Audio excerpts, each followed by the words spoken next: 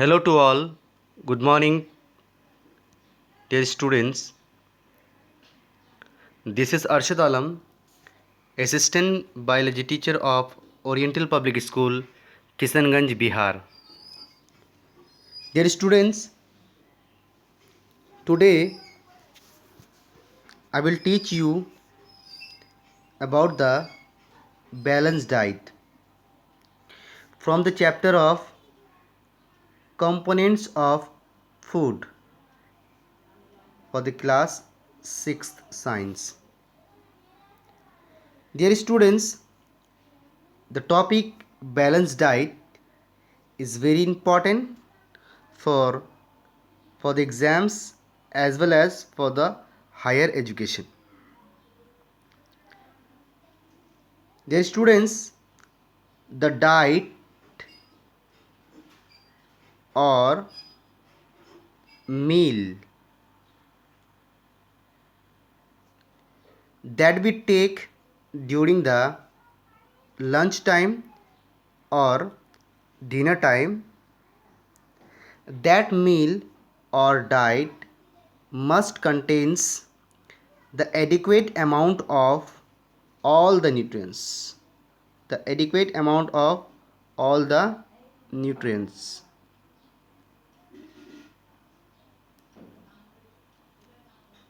So, I am talking about the definition of balanced diet. What we came to know? We came to know the diet or meal which contains all the nutrients in adequate amount, that is known as balanced diet. वो food, वो खाना जिसमें पूरे nutrients, all nutrients present होती है adequate amount में, enough amount में, जो carbohydrate, protein, lipid, vitamins, minerals, roughage और वाटर जैसे सारे न्यूट्रिएंट्स को कंटेन करता है, ऐसे डाइट को और मील को बैलेंस डाइट कहा जाता है.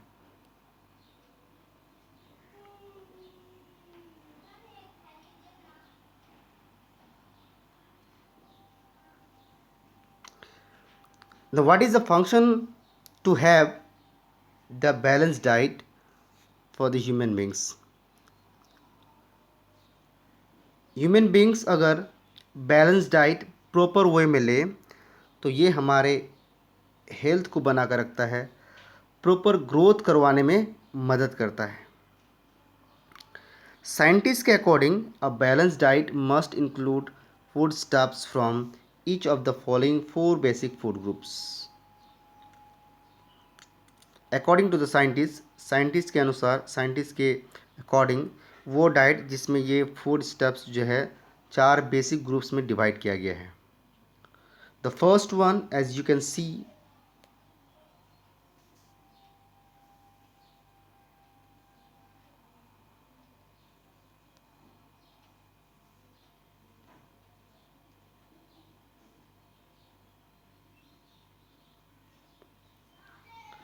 the first one, as you can see, the milk group. That means the milk and milk products like cheese, butter, paneer. These are the products of milk which contains all the nutrients that is found in the form of balanced diet. Meat groups, it also includes the chicken, fish, etc. These are the diet which have the balanced diet. And if you are taking the fruits and vegetables group of fruits or vegetables, so you need to take the fresh fruits as well as vegetables. Okay, these kind of foods contain the balanced diet. Grain groups, that means the foods which have the balanced diets are breads and roti that are made from the cereals such as wheat as well as maize. So these kind of foods contain the balanced diet.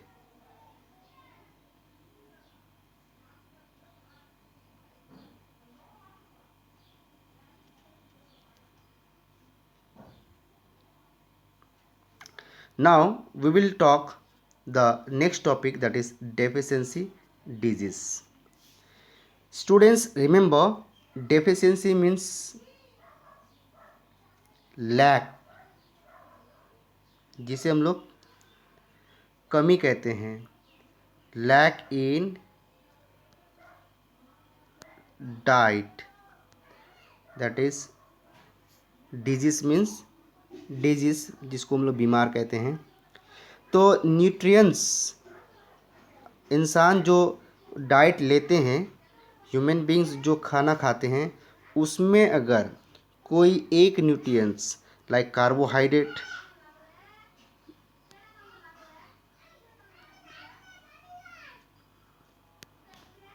Like proteins, तो carbohydrate या फिर protein या फिर जो other nutrients है like lipids हुआ, minerals हुआ, तो अदर या फिर कोई भी न्यूट्रिएंट्स की कमी किसी भी डाइट में हो, जो इंसान डाइट लेता है, जो इंसान खाना खाता है, उस खाने में, उस डाइट में अगर कोई भी एक न्यूट्रिएंट का कमी हो जाए और न्यूट्रिएंट की कमी होने की वजह से जो बीमारी होती है, उसे हम लोग डेफिशिएंसी डिजीज़ कहते हैं। तो डाइट्स कुछ भी हो सकता है, डाइट में कमी, कार्बोहाइड्रेट, प्रोटीन, विटामिन्स और मिनरल्स, ये कुछ भी कोई भी न्यूट्रिएंट्स हो सकती है, जिस न्यूट्रिएंट्स के कारण डेफिशिएंसी डिजीज़ होती है। So the disease which occurs due to lack of any nutrients in the human body like carbohydrates, protein, vitamins, minerals, so this kind of disease are called deficiency disease.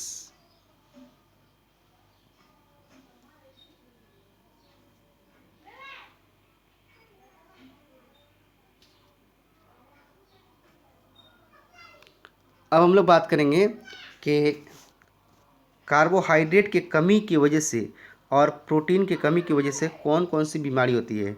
Mail nutrition means lack of nutrition, lack of nutrition. तो आइए देख लेते हैं कि carbohydrates या फिर protein की कमी की वजह से कौन कौन सी बीमारी हो सकती है। ये जो डेफिशिएंसी ऑफ कार्बोहाइड्रेट्स और प्रोटीन्स है, ये अक्सर रूरल एरियाज़ में ज़्यादा देखने को मिलता है। ये बच्चे में भी होती है और पुअर फैमिलीज़ में ज़्यादा होते हैं।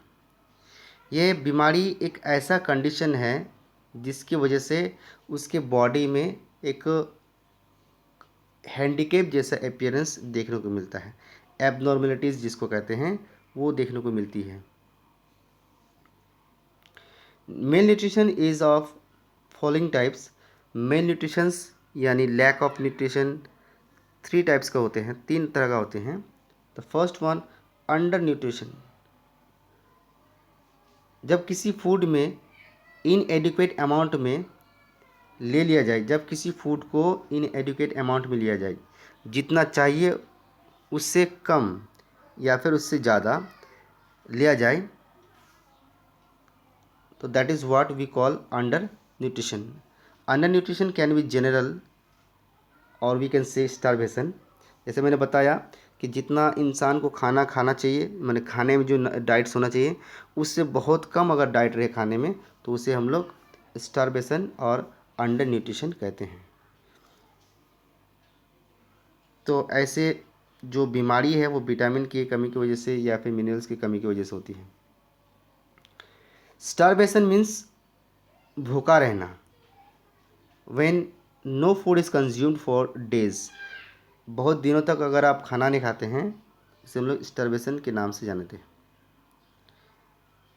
स्टारवेशन के दौरान या फिर भूखा रहने के वक्त में बेसल मेटाबॉलिक रेट जो है रिड्यूस हो जाती है और इससे लोग तरह तरह का बीमारी में मुब्तला हो जाते हैं। During periods of starvation the body draws upon the stores of carbohydrates, और उसके जिस्म में जो कार्बोहाइड्रेट होती है, ग्लाइकोजन होती है, फैट्स और प्रोटीन होती है, ये सारे न्यूट्रिएंट्स जो है कम हो जाती हैं।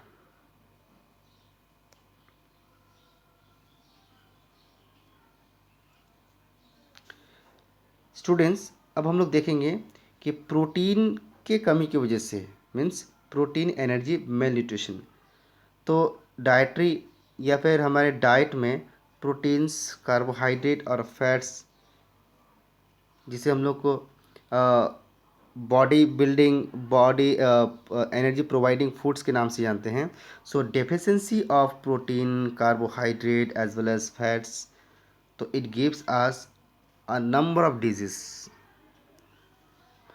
Protein energy malnutrition more frequently among infants and young children.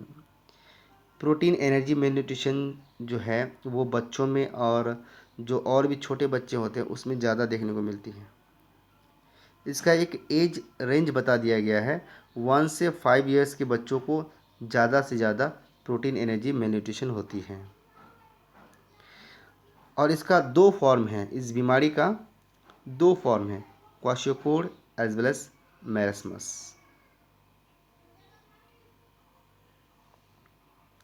Students, तो ये वीडियो मैंने बनाया आपके लिए, आपके बेनिफिट के लिए। इस वीडियो को आप बार बार देखें तो इससे आपको कुछ ना कुछ बेनिफिट मिलेगा। तो मैं उम्मीद रखता हूँ कि ये मेरे वीडियो जो मैंने आपके सामने प्रेजेंट किया बहुत अच्छा लगेगा। Thank you, have a nice day, bye bye.